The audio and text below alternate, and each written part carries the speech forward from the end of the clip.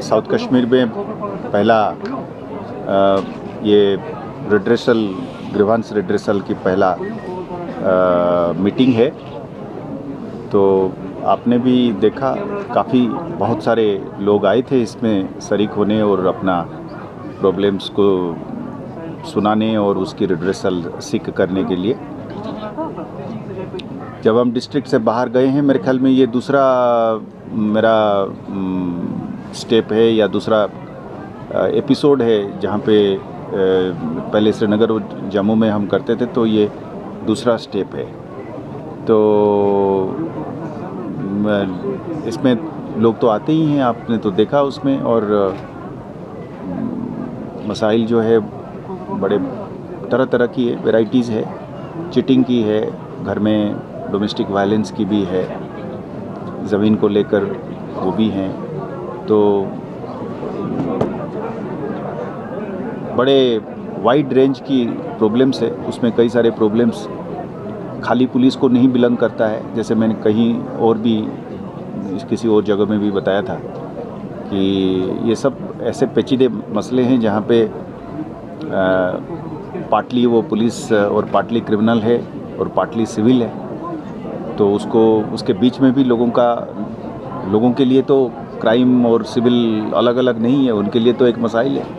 तो उसको मद्देनज़र रख के किस तरीके से उनकी मदद करें, क्योंकि उनको तो ये तो नहीं है कि साहब मेरे सर में दर्द है तो बाएं वाला जो है डॉक्टर अलग है और दाएं वाला डॉक्टर अलग है, वो हम समझते हैं। तो उसको लेकर हम कोशिश करेंगे, हम अपना नेक नियत से अपने पुलिस के एहलकारों के तहत उनके साथ कानून के दायरे में रह के उनकी मदद करने के लिए। जी अब आपने इससे हट के जैसे वो कहा था कि एक और सवाल अलग से हम एड्रेस करेंगे।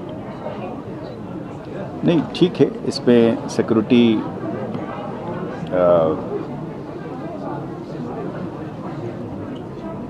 कंट्रोल में है। और आपने जैसे देखा कि हम सबसे बड़ा सिक्योरिटी की सबसे बड़ा फीचर जो है वो एक लॉ एंड ऑर्डर की और एक सड़क के ऊपर, दुकानों में, स्कूलों में, बिजनेसेस में एक ऑर्डर, उसको लेकर जो चैलेंज है वो हम समझते हैं कि उस पर हमने अच्छी तरीके से काबू पाया है। अब 2-4 टेररिस्ट्स बाहर से आकर, ये एक नया चैलेंज हमारे लिए ज़रूर बना है कि पार से लोग इन्फिल्ट्रेट करके चोरी छिपे आके यहाँ पे कुछ चंद लोगों के साथ मिलकर एक माहौल ख़राब करने की जो कोशिश करते हैं, वो एक चैलेंज ज़रूर है। पर हम इसको एक अलग नज़रिया से देखते हैं। हम ये देखते हैं कि हमारी अपने लड़के जो हैं इनमें शामिल नहीं है या कम है। चंद लोग उनके साथ हो सकते हैं पर बड़ी आवाम जो है उनके साथ नहीं है। उसको हम माइंड में रख के हम कहते हैं कि हमारा सिक्योरिटी के ऊपर कंट्रोल है। देखो ना, एक हिसाब से आपने मैं जो जवाब दिया आपको, वो पहला वाला जवाब इस सवाल के लिए भी एक हिसाब से लागू होता है। मैंने ये कहा कि ये प्रॉब्लम का जड़ और ओरिजिन बिल्कुल तकरीबन 90% बाहर है। बाहर बंदा हमारा बंदा नहीं है, कश्मीर या जम्मू कश्मीर का नहीं है, बाहर का बंदा है, पाकिस्तानी है, और वो वहाँ से आता है इन्फिल्ट्रेट करके या किसी तरीके से गड्ढे के नीचे से खोद के टनल से आता है और आके यहाँ पे जब हमसे लड़ता है, तो वो एक अलग चैलेंज है। अब उनकी तादाद कम है, पर वो एक अब क्रॉस बॉर्डर इस तरीके से करना, वो चैलेंज राजौरी पुंछ में भी है, कुछ हद तक यहाँ पे भी है। हम इस पे काबू इसलिए पाने के लिए सक्षम होंगे क्योंकि धीरे धीरे माहौल जब बदलता जाएगा, हमें पूरा उम्मीद है कि आवाम ही उनको पकड़ के देगा। Thank you sir. को बता दी, लेकिन मेरा मसला था ये कि मैं 7-8 महीनों से बड़ा दर फिर रहा था। जैसा कि कश्मीर में आपको पता है, छोटी सी भी बात हो, ज़िद्दारी होती है, बाकी कुछ होता है। ऐसा ही मेरे साथ कुछ हुआ था, तो अल्लाह का करम है। और उसके बाद डीजीपी साहब का मैं शुक्रिया अदा करता हूँ कि उन्होंने ऐसी एक मीटिंग बुलाई जो पब्लिक ग्रीवेंस को हल करती है।